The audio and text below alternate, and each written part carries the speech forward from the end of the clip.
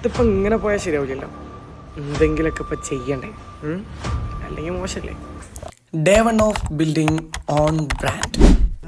ഏതൊരു ബിസിനസ് തുടങ്ങുന്നുണ്ടെങ്കിലും ആദ്യം നമുക്ക് വേണ്ടത് കുറച്ച് പൈസയാണ്, ഇൻവെസ്റ്റ്മെൻറ്റ്.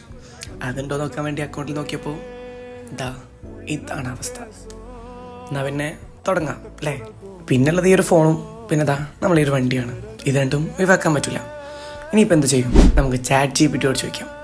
ChatGPT എടുക്കുക, ചോദിക്കാം ഒരു ഇൻവെസ്റ്റ്മെൻറ്റും ഇല്ലാണ്ട് എങ്ങനെ ഒരു ബിസിനസ് സ്റ്റാർട്ട് ചെയ്യാം. അവർ കുറേ പറഞ്ഞു, ഇത് ചെയ്യാം, സോഷ്യൽ മീഡിയ ചെയ്യാം, യൂട്യൂബ് ചെയ്യാം, വ്ളോഗ് ചെയ്യാം എന്നൊക്കെ പറഞ്ഞു. പക്ഷേ അതൊന്നും നമ്മളെ കൊണ്ട് കൂട്ടിക്കൂടില്ല.